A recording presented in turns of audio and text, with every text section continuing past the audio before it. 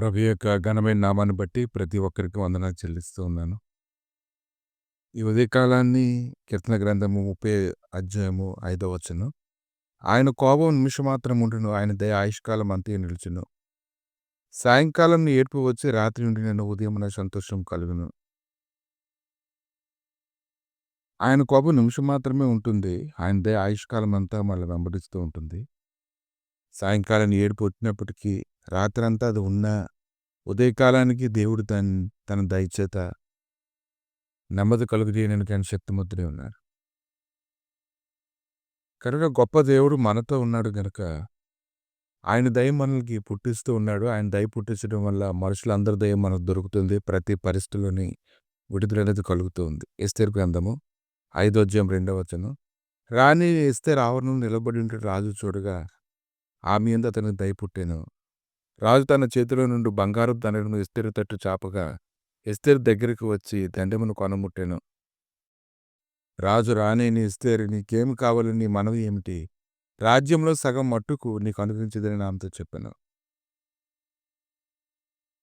చాలా సులువుగా ఎస్తేరుకి దయ దొరికింది అనుకుంటాం కానీ ఎస్తేరు అయితే దైవ సన్నిధిలో తనను తాను సమర్పించుకున్న విధానాన్ని బట్టి, దైవ సన్నిధిలో గోజాడుతున్నటువంటి విధానాన్ని బట్టి దేవుడు ఆమెకు ఎంతో కృపను ఇవ్వడాన్ని మనం చూస్తూ ఉన్నామండి.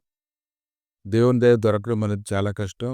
నిజానికి మనుషుల దయ పొందుకోవాలని ఎంతోమంది కష్టపడుతూ ఉంటారు కానీ దేవుడే తన దయను కుమ్మరిస్తూ ఉన్నాడు. సర్వశక్తిమంతుడైన దేవుడు తన దయను సులువుగా అనుగ్రహిస్తూ ఉన్నాడు కానీ మనుషులైతే దయని బిగపెడుతూ ఉన్నారు.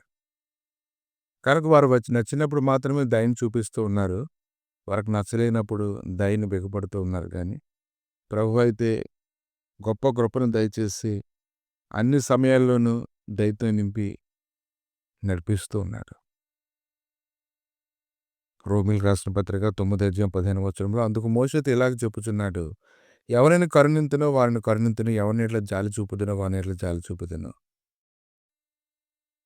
కనుక స్థిరమైనటువంటి ప్రేమ, స్థిరమైనటువంటి దయ, స్థిరమైనటువంటి సంతోషాన్ని కలుగజేస్తున్నటువంటి దేవునికి మనం ఎంతగానో స్తుతించవలసిన వారమైనాము. ఇప్పుడు చాలామంది ఆయన సన్నిధిలో కనిపెడుతూ ఉన్నారు. దేవుడు ఎప్పుడు న్యాయం చేస్తారని అడుగుతూ ఉన్నారు. యెషయా గ్రంథము 30వ అధ్యాయము 18వ వచనంలో, కావున మీ యందు దయ చూపవలెనని యెహోవా ఆలస్యం చేయుచున్నాడు, మిమ్మల్ని కరుణింపవలెనని ఆయన నిలవబడి ఉన్నాడు. యెహోవా న్యాయం తీర్చు దేవుడు, ఆయన నిమిత్తము కనిపెట్టుకున్న వారందరూ ధన్యులు. సియోనులో యెరూషలేములోనే ఈ యొక్క జన్మ కాపురముండును. జన్మ నీవిక ఏమాత్రం కన్నీళ్లు విడువవు. ఆయన నీ మొర విని నిశ్చయముగా నిన్ను కరుణించును. ఆయన నీ మాట వినగానే నీకు ఉత్తరం ఇచ్చెను.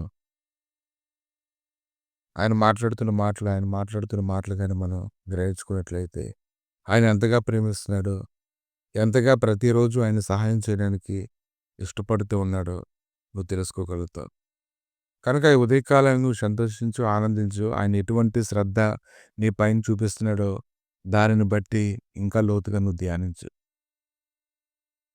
ప్రభువా, ఈ ఉదయకాలాన్ని ఇదిగో తండ్రి నీ దయ కొరకు కనిపెట్టుకున్నటువంటి వారందరిని అప్పగించి ప్రార్థన చేస్తుండగా మీరే జ్ఞాపకం చేసుకుని నడిపించి బలపరుస్తున్నందుకు వందనాలు తండ్రి. నీ సమాధానకరమైన సన్నిధిని ప్రతి ఒక్కరి మీదను కుమ్మరిస్తున్నందుకు ప్రభువా నీకు వందనాలు.